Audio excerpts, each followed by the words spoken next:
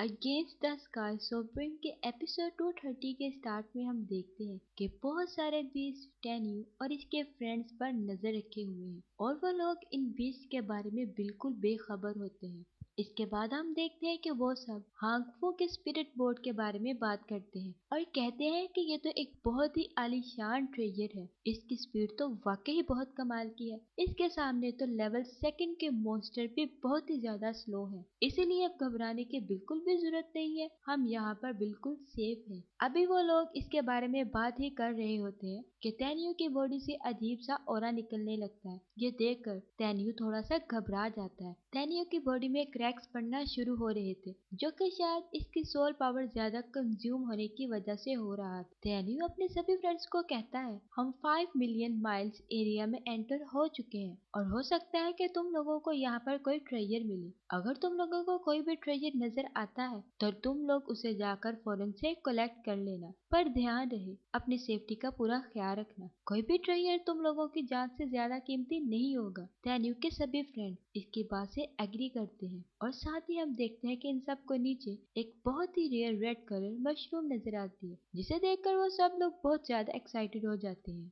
Song और इसका friend इसे कलेक्ट करने के लिए जाते हैं। फिर अगले सीन में हम देखते हैं कि सॉन्ग अपनी पावर का यूज करके इसे हासिल करना चाहता था, लेकिन वो एक्सिलर तो बहुत ही ज्यादा चालाक थी। वो जल्दी से वहाँ से भागकर छुप जाती है, जिस पर सॉन्ग कहता है, लिटिल मशरूम तुम आखिर कब तक मुझसे बचोगी। और भी साथ ही सॉन्ग अपनी पावर का यूज करके इस मशरूम को आसानी से पकड़ लेता है। और फिर हम देखते हैं कि सॉन्ग और इसका फ्रेंड इस मशरूम को लेकर अपने स्पिरिट बोर्ड में वापस आता है। वो इस डेड मशरूम को अपने बाकी फ्रेंड्स को दिखाता है और वो कहते हैं कि इसका तो स्पिरिचुअल इंटेलिजेंस भी डेवलप हो चुका है। ये तो 3000 साल पुराना जोंग हाओ लिंगजी है। इस पर गोंगसुन भी कहती है, अगर इस जगह पर इस तरह के रेयर एक्सिलर मिल रहे हैं तो मैं ये बात यकीन के साथ कह सकती हूँ कि यहाँ पर इस तरह के और भी बहुत सारे रेयर एक्सिलर होंगे। गुनसन की यह बात सुनकर हांगफू भी कहता है, मैं आपकी बात से बिल्कुल एग्री करता हूँ। यहाँ पर यकीनन हर जगह बहुत ही रेयर एक्सिलर मौजूद है। और फिर हम देखें कि गोंगसन को मिस्ट की एक लेयर नजर आती है, जिस पर वो तेन्यू से कहती है, तुम यहाँ पर मेरा इंतजार करो, मैं जल्द ही वापस आती हूँ। तेन्यू इसके बात से एग्री करता है और वह गोंगसन के लिए यहाँ पर रुक जाता है। गोंगसन फ्लाई करते हुए 8 ग्रिड की सिचुएशन का अंदाजा लगाने लगती है, क्योंकि गोंगसन को कोई खतरा फील हो रहा था। और तभी हम देखते हैं कि वहाँ पर बहुत बड़े बड़े बीस्ट आ जाते हैं और वह गुनसुन को चारों तरफ से घेर लेते हैं। तेन्यू जैसे ही ये सब देखता है तो उसे गुनसुन की फिक्र होने लगती है, इसीलिए वह धातु से कहता है, तुम फौरन गुनसुन के पास जाओ, गुनसुन इस वक्त खतरे में है। और फिर हम देखते हैं कि अचानक एक बहुत बड़ा बीस्ट गुनसुन के ऊपर अटैक कर देता है। गुनसुन नीचे जमीन पर गिर जाती है। गुनसुन को चारों तरफ से बीस्ट ने घेर लिया था। ये तो सच में बहुत ही ज्यादा खतरनाक बीस्ट थे, लेकिन वो बीस्ट जैसे ही गुनसुन पर अटैक करते हैं, धातु जल्दी से वहां पर आ जाता है और बीस्ट पर अटैक कर देता है और गुनसुन को इन बीस्ट के अटैक से बचा लेता है। वो बीस्ट भी धातु से डरकर वहां से फौरन भाग जाते हैं,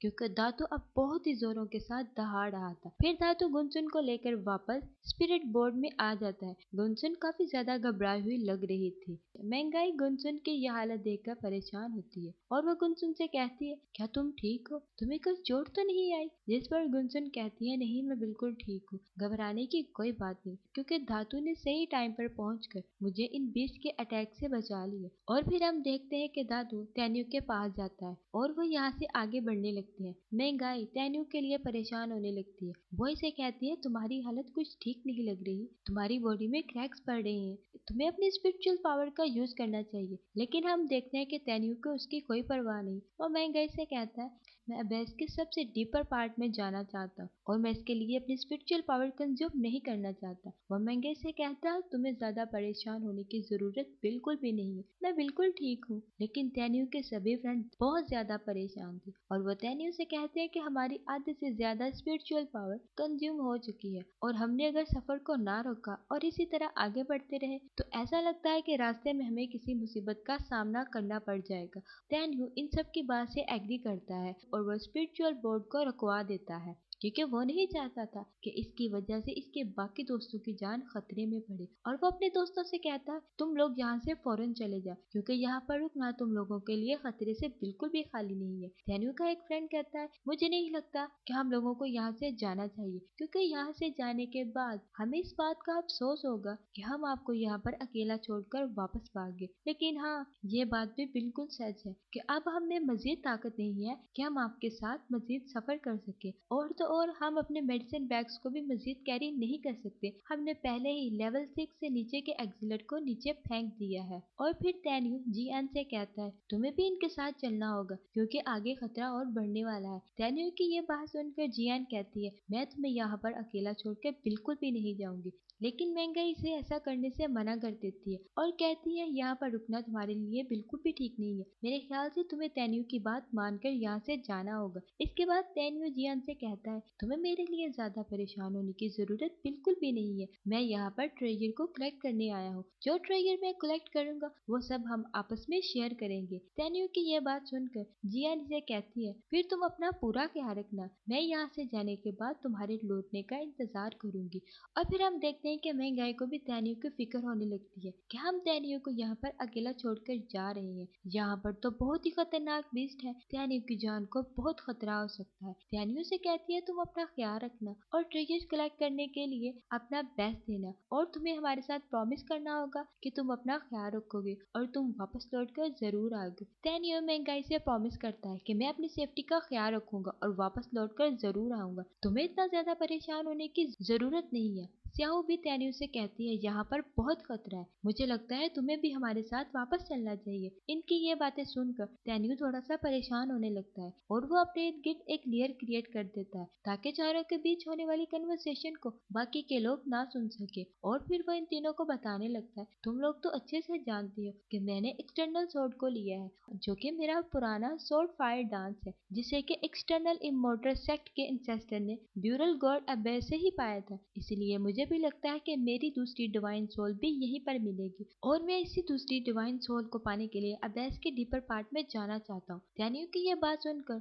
महंगाई से कहती है तुम अपना आइडेंटिटी टोकन मुझे दे दो, जब तक तुम्हारा आइडेंटिटी टोकन मेरे पास रहेगा मुझे इस बात का यकीन रहेगा कि तुम जिंदा हो और बिल्कुल ठीक हो। महंगाई की ये बात सुनकर डैनियल बिल्कुल ऐसा ही करता है और अपना आइडेंटिटी टोकन महंगाई को दे देता है। महंगाई डैनियल का आइडेंटिटी टोकन अपने पास रख लेती है, फिर डैनियल ने जो अपने इर्द गिर्द मैजिकल लेयर क्रिएट की होती है वो इसे गायब कर देता है। डैनियल हांगपो और इसके फ्रेंड से पूछता है कि क्या तुम मेरे साथ आगे डीपर पार्ट में जाना चाहती हो। फिर हम देखते हैं कि वो सब लोग डैनियल के साथ जाने के लिए रेडी हो जाते हैं और फिर हम देखते हैं कि दातू को यहाँ पर कुछ अजीब महसूस होता है, इसे ऐसा लगता है कि आसपास कुछ ठीक नहीं, जिसके बारे में वो पता लगाने के लिए थोड़ा सा आगे बढ़ता है और फिर वो डैनियल को इन्फॉर्म करने के लिए जल्दी से वापस आता है, जिसके साथ ही ये एपिसोड यहाँ पर खत्म हो जाती है।